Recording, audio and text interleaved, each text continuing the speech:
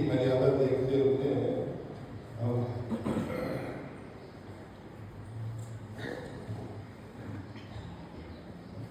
कबीरदास जी ने कहा, बिन रोए किन पाइए प्रेम त्यागो मीत। मीरा ने कहा कि असुमन जल सींच सींच प्रेम लेनी होई। प्रेम तो आह्लादित करने वाला होता है ना, किंतु यहाँ हर्षाश्रु की बात हो रही हो ऐसा लगता नहीं है, क्योंकि मीराबाई ये भी कहती हैं कि जो मैं ऐसा काम की प्रीत किए तो होए तथा मेरो दर्द न जाने हुए। तो ये प्रेम और उदर का क्या संबंध है?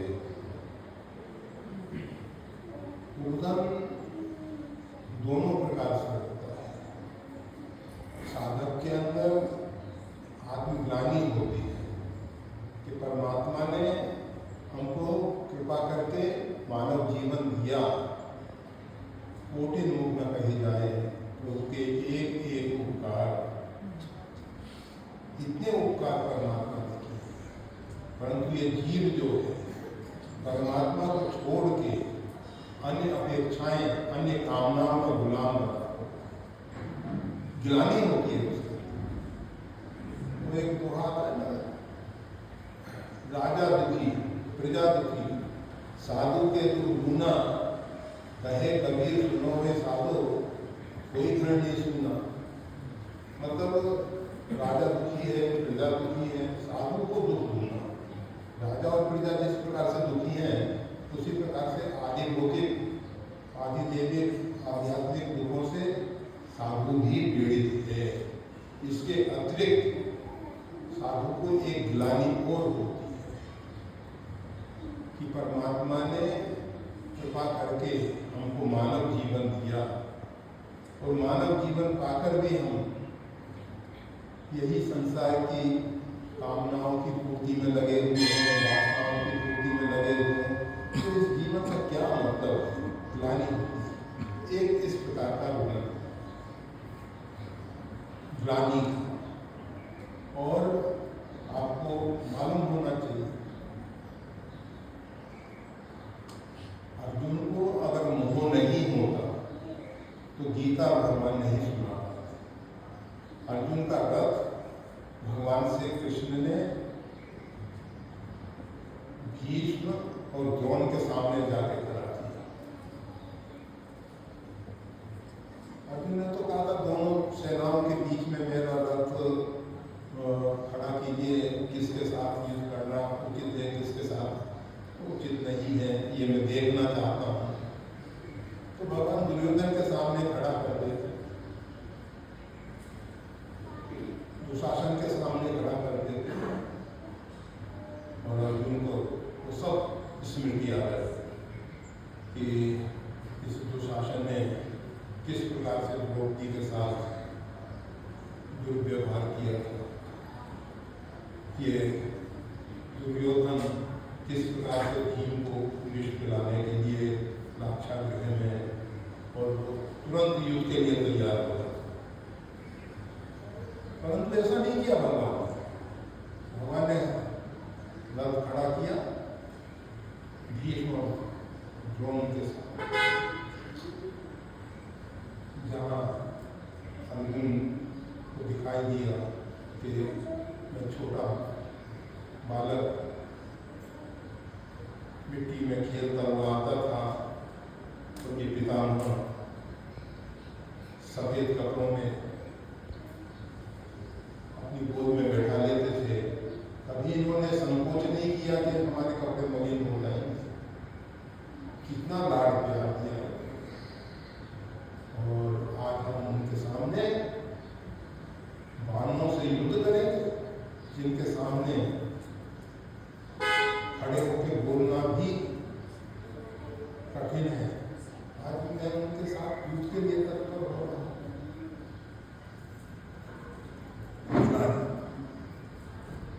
साधक को जब तक अपने पूर्वकृत कर्मों पे ग्लानि नहीं, अपने हमने पता नहीं कौन से ऐसे पापाचार किए जिसको भगवान का नाम भी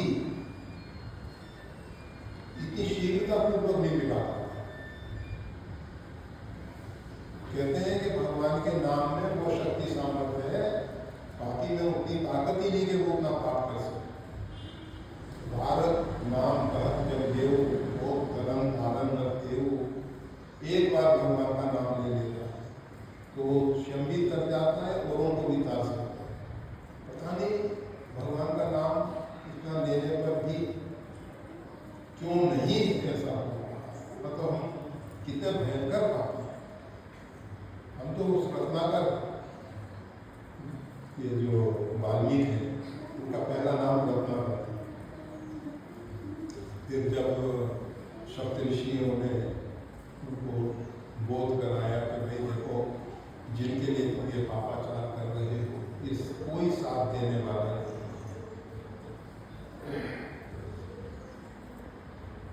और उनको ग्लानि हुई, और ग्लानि होने के बाद सप्तऋषियों ने सोचा कि एक ही मंत्र ऐसा है जो इतनी बड़ी पाप राशि को जला के खाक कर सकता है। वो कोई मंत्र में इतनी ताकत नहीं। राम सकल नामन पे अधिका, जबकि प्रभु के नाम का, भगवान के नाम तो बहुत हैं, परंतु राम नाम जो है, श्री रामेति परम जाप है, तारकम ब्रह्म संगीतम, श्री रामेति जनाय जपन्ति च सर्वदा, तेषां भुक्तिश्च मुक्तिश्च भविष्यति न संशय। तो उसको साधक को ग्लानि, वाल्मीकि को मतलब को करना ग्लानि, और बस नाम जब में इतने तरलीन हुए कि शरीर में पूरे दीमक उदय आ गई और शरीर को सब खा गई, परंतु नाम में इतने तरलीन थे। जब वाल्मीकि संस्कृत में दीमक हो गए, और इसीलिए उनका नाम वाल्मीकि, उनका नाम जगत जग जाना वाल्मीकि। तो ये बिन लोए गिन पाइया,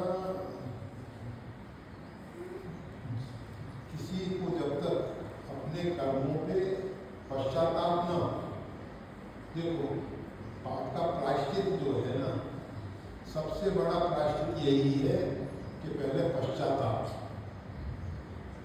ये जो पश्चाताप है, ये घातक है, ये अग्नि है जो जला के हमारे पापों को भस्म करती है। हम पाप करते रहते हैं, पश्चाताप नहीं करते उसका, पाप का कितना ही हम प्रायश्चित करते रहते हैं, कुछ नहीं होता।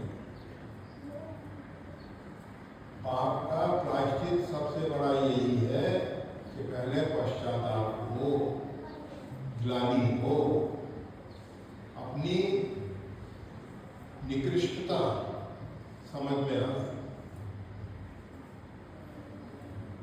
मौसम कौन कुटिल खलकामी, जीतल दियो भाई विसरायो, ऐसो न माना। घर पर उधर जिसे को धावत, जैसे सुकर गामी। हरिजन छाड़ हरि जिस दिन कर सूर पतित को क्रोध है। ये स्थिति मुंह पतितन को राजा सूरदास जी ने बहुत पदों में एक सूर विनय पत्रिका ही अलग गीता प्रेस ने प्रकाशित की है। सूरदास जी ने पहले उनकी स्थिति ये थी, इतनी आत्मग्लानि, और इस प्रकार के पदों की बहुत रचना की।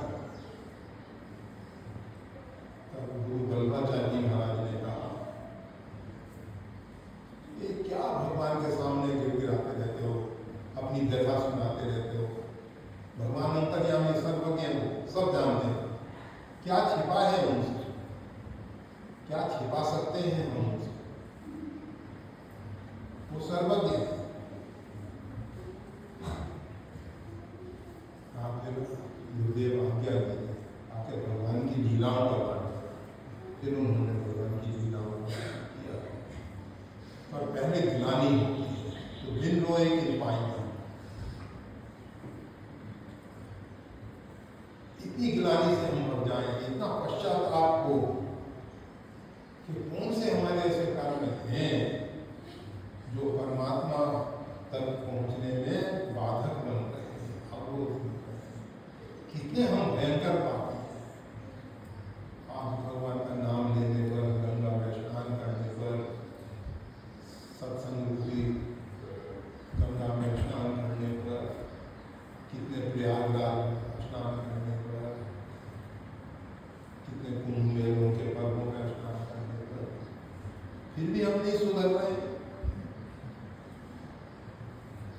इस प्रकार की ग्लानि होती है। तो वो विषय में कवि साहब कहते हैं, बिन रोए दिन पाई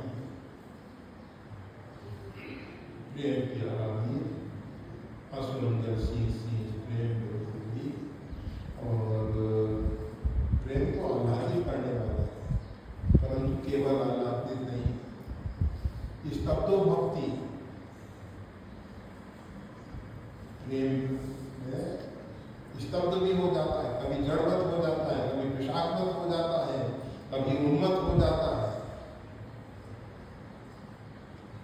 ऐसा नहीं है कि प्रेमी केवल हमेशा आह्लादित ही रहता है। और राधे सीधा इतने लंबे समय तक भगवान के विरह में क्या आह्लादित रही है। निस दिन बरसत लेन हमारे, ऐसा लगता है जैसे वर्षा ऋतु। कहते हैं चेतन महाप्रभु जब रात्रि में विश्राम करते थे तो जो सिरहाना पिलो तकिया तो भीग जाता था आंसू। परंतु केवल रोता ही रहेगा ये ऐसा नहीं, अलग अलग स्थितियां बनती हैं। कभी स्तब्ध हो जाता है, जड़वत कुशाग्र, कभी उन्मत्त हो जाता है। श्रीमद् भागवत में भी इसका वर्णन है, नारद भक्ति सूत्र में भी वर्णन है, सब जगह वर्णन है। तो प्रेम केवल आह्लादित करता है ऐसा नहीं है। और हर्ष के जो अश्रु हैं वो तो बहुत बहुत अधिक महत्वपूर्ण है ही। उनका मूल्य भगवान भी नहीं चुका। वो जो हर्ष के अश्रु हैं वो इतने मूल्यवान हैं कि भगवान भी उससे तुल जाते हैं, हल्के पड़ जाते हैं भगवान, समान नहीं। तो बस जो मैं ऐसा जानती प्रीत किए तो होए, मीरा कहने के लिए जरूर कह देती है, जो मैं ऐसा जानती प्रीत किए तो होए, परंतु प्रेमी की भी मजबूरी है, छोड़ भी नहीं सकता। मैं कोई भी जबरदस्ती था कि तुम भगवान से प्रेम करो ही, छोड़ो, आ जाओ संसार में, किंतु नहीं हो सकता। मीरा को तो भगवान ने निमित्त बना दिया, हम जैसे जड़ जीवों को प्रेरणा देने की। क्योंकि संसार के जो मर्यादा के बंधन हैं, इनको तोड़ना छोड़ना सरल नहीं होता। और संतन के बेट बेट मैंने लोक लाज हुई, अब तो बेबी देख रही कहाँ। जब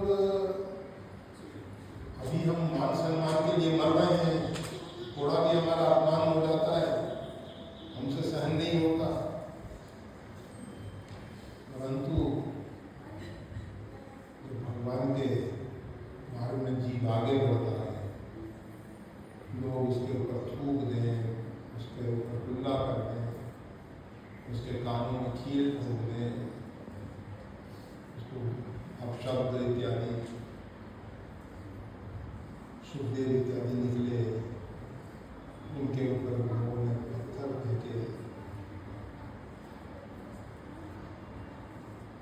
ये मतलब यही लौकिक सब अपमानों को सहन कर सकते, सहन बहुत कठिन है। सबसे कठिन जाति अपमान, समाज के अंदर अपमानित होना वो हर एक व्यक्ति नहीं सहन कर रहा, परंतु हीरा जी को परिवार वालों ने ही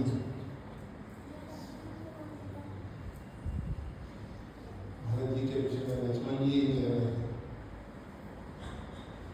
ठीक है, तो बस मेरे दर्द न जाने को प्रेम और रुदन अनेक प्रकार से अंतःकरण को साफ करता है। प्रेम भक्ति जल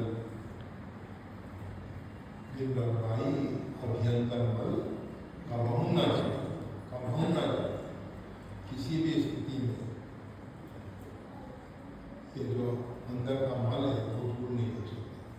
रुदन दोनों प्रकार का रुदन, आत्मग्लानि का और हर्ष का, दोनों प्रकार का रुदन जो है प्रेम में देखने को मिलता है और दोनों ही आवश्यक है।